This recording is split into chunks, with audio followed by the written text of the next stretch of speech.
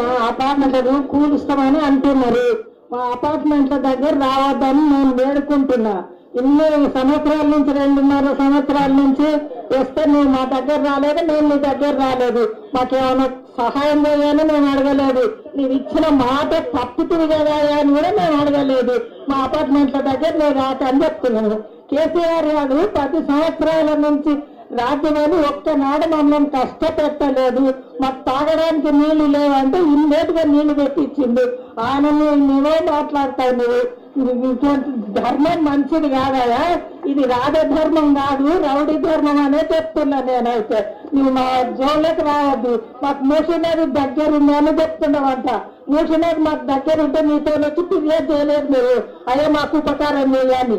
అపకారం అయితే చెయ్యకయా, ఉపకారం చేయకుండా పోతుంది కానీ అపకారం చెయ్యకు. మా దగ్గర నువ్వు రాకు. సంపదని ఎట్టు శత్రువు తన చేత చిక్కలేని కీడు చేయరాదు, పెసగమేలు చేసి పొమ్మనుతో చాలు అంటారు.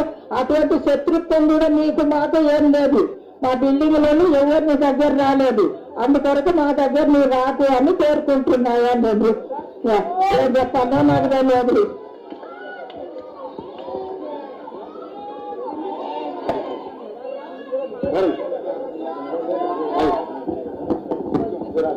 Good morning to you all. Just one thing I want to say to you all. We want justice. We want justice. We want justice. Down, down. Down, down, Congress. Down, down, Congress. Down, down, Judaism. Down, down, Judaism. Down, down, Judaism. Good morning to you all. I am Lieutenant Colonel, retired from Indian Army, with 25 years of service and with 3 years of my training. Even my husband is a retired major. Here we have come together because only one thing, unity is strength. He cannot do anything if we all join together. He cannot do a single hair from my head. So please, it's a humble request from my side. Please join together, be unity is strength. Please, I request you all, we have to remove his chair. Next time and in his life, he shouldn't come to this power. Because this type of people will not give peace in the family, will not have peace. He is going to destroy the city and even this state. Please, it's a request from my side. And I'll say to you, since I am from army background, here we have people from Kashmir to Kanyakumari. And we are mini India. We are the children of India, our motherland. Nobody has the right to remove us from our home. Please, I request you all to be together. And we have struggled throughout our life for our country. We were in the field. We have fought for the Kargil during the Kargil war. We are in the front line. We have struggled our life. Without our family life, we have struggled. Now is the time for us to join together, whoever may be. It can be a civilian, it can be from the defense, it can be from the state government or from the central government or from any of the, even from the IT section. You don't think the caste, religion, creed, anything. We are one. We should be one and fight for our right. It is a fundamental right. We have to be strong enough to face every difficulty. Without him, we should know. These people are strong. He should run away. Seeing us, he should run away. He shouldn't come back. Maybe he's a gunda, whatever it is. He should look at the strength of us and he should run away. This is the only humble request from my side. And only one thing, before apartment I'm saying, 2004, the approval was given. 2004, whatever was the buffer zone, we will follow to it. Not that every year he will change the buffer zone. And we are not fools to listen to it. So only a humble request. Thank you.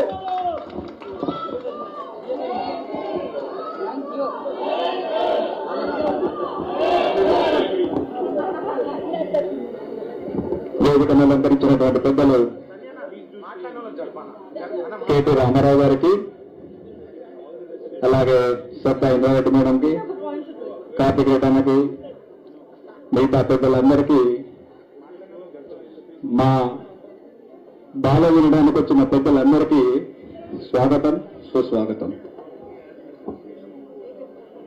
బహుశా ఇప్పటి వరకు మేము ఎక్కడ ఏం మాట్లాడలేదు, but ఇప్పుడు మాట్లాడాల్సిన అవసరం వచ్చింది కాబట్టి ఇంకా మౌనంగా ఉండటంలో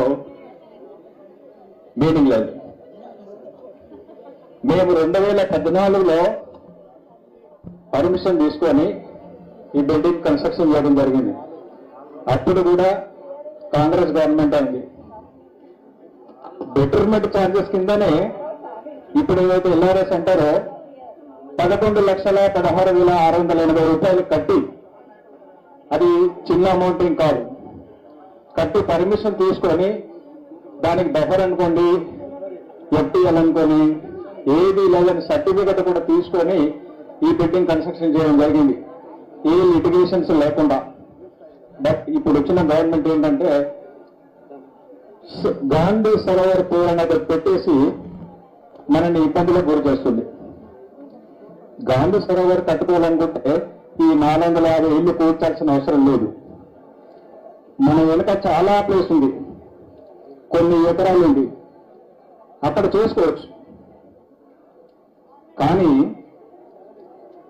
ప్రభుత్వం ఎప్పుడైనా ఆ కేసును ఎలా చేస్తుందంటే ఒక స్కూల్కో, ఒక హాస్పిటల్కో, రోడ్ వైడింగ్కో, ఏదైనా పబ్లిక్ అవసరాలను బట్టి ఆ కేసును చేస్తుంది. బట్ మన దౌర్భాగ్యమా ఏంటో అర్థం కావట్లేదు. దీన్ని టూరిజం డెవలప్మెంట్ కోసం తీసుకుంటామని చెప్తారు. టూరిజం డెవలప్ చేయాలనుకుంటే ఇప్పుడు ఏదైతే రేవంత్ రెడ్డి గారు చెప్పినట్టు 4th సిటీ అని చెప్తున్నారు. అక్కడ కట్టుకో 200 ఎకరాలు కాబట్టి 600 ఎకరాలు కట్టాం, మాకు ఇబ్బంది లేదు. ఇప్పుడు ప్రైమ్ మినిస్టర్ గారు కట్టారు అహ్మదాబాద్ దగ్గర 300 కిలోమీటర్ల దూరంలో బ్రహ్మాండంగా కట్టారు. ఆయన ఎవరి ఇల్లు కోసకుండానే కట్టుకున్నారు. మనను కూడా వదిలిపెట్టండి.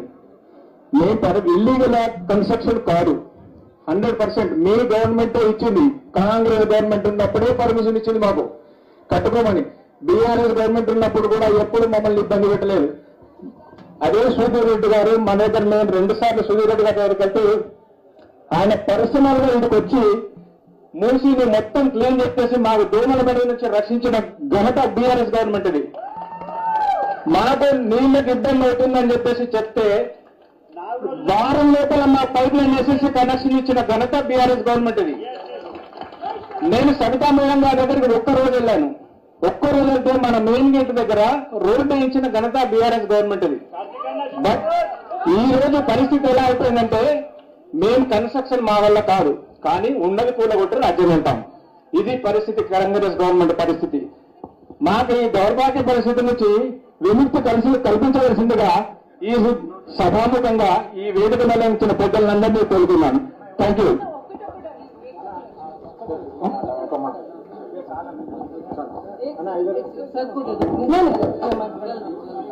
నేను ఒక్కటే పాయింట్ చెప్పాలనుకుంటున్నాను. రేవంత్ రెడ్డి, మీరు మా అపార్ట్మెంట్ గదికి వచ్చారు, మీ పతనం స్టార్ట్. మా కేటీఆర్ అన్న వచ్చాడు, ఈ పతనానికి చూసుకో. ఈరోజు మధుపార్ బీచ్ అపార్ట్మెంట్ వాసి దగ్గరికి ఉన్నటువంటి ఇష్యూ గురించి అన్న పెద్దలు కేటీఆర్ అన్న ఇక్కడ ఇచ్చేసినారు. మీ బాధను కూడా అందరూ కూడా మన అసోసియేషన్ వాళ్ళు తెలియజేస్తున్నారు. ఇది టైంలో కాబట్టి పెద్దలందరూ కూడా మాట్లాడతారు. నేను ఒకటే ఒక విషయం చెప్తా, మీరు ఈ మాటను అర్థం చేసుకోవాలి. 2004లో పర్మిషన్ తీసుకున్నారు, 2006 నుండి 11 వరకు సర్పంచ్ ఉన్నాము. ఏ ఒక్క రోజు కూడా బిల్డింగ్ డిస్టర్బ్ చేయలేదు. కావాల్సినంత సపరేట్ బిల్డింగ్ ఇచ్చినాం మా ఫాదర్ సర్పంచ్ ఉన్నప్పుడు, ఎప్పుడు కూడా డిస్టర్బ్ చేయలేదు. ఆనాడు కాంగ్రెస్ గవర్నమెంట్ లో ఇబ్బందులు అయినాయి, ఈనాడు కాంగ్రెస్ గవర్నమెంట్ లో ఇబ్బందులు అవుతున్నాయి. నేను ఒకటే ఒక మాట చెప్తున్నా, 4 సార్లు ఎమ్మెల్యేని గెలిపించినారు. ఎక్కడున్నారు ఎమ్మెల్యే? ఈ బాధ అనిపిస్తాయి ఆ ఎమ్మెల్యేకు. 4 సార్లు నిన్ను ఎమ్మెల్యేగా గెలిపించి ఇక్కడ నుండి నీకు బాధ అనిపిస్తలేదా? ప్రతి ఒక్క నాయకుడు పార్టీలకు అతీతంగా ఇక్కడ వచ్చి వాళ్ళ బాధను తెలుసుకుంటున్నాడు. నీకేమైంది? రోజుకు 20 దావట్లు అటెండ్ అవుతావు, వీళ్ళ గోస కనిపిస్తలేదా అని నేను సభాముఖంగా అడుగుతున్నాను. ఎక్కడైనా నీ కుటుంబం నువ్వు 1000 కోట్లు సంపాదించుకుంటే సరిపోతుందా? కష్టపడి పెన్షన్ డబ్బులతోటి నెల జీతాన్ని ఒక దగ్గరికి వేసుకొని ఒక ఇల్లును కట్టుకున్నారు. ఆ ఇల్లును కాపాడే మీకు బాధ్యత లేదా అని చెప్పేసి నేను ఈ సభాముఖంగా అడుగుతున్నాను. పెద్దలు చాలా మాట్లాడతారు, మీకు క్లియర్ చెప్తారు. మీరు ఒకటి మీ తమ్ముడు ఈ ప్రేమ్ గౌడ్ మీ దగ్గరికి ఏ బృందంగా వచ్చిన దానికి అడ్డంగా అనుకుని నా ప్రాణమైనా ఇస్తానని చెప్పేసి ఈ సభాముఖంగా తెలియజేస్తున్నారు. ఏ రోజులో మీరు అదే పడితే నేను కార్తీకన్న సబితన్న స్వామి గౌరవ వీళ్ళందరూ కూడా మీకోసం అర్ధరాత్రైనా వచ్చి గేట్లు గౌరవిస్తామని చెప్పేసి తెలియజేసుకుంటాను. Thank you.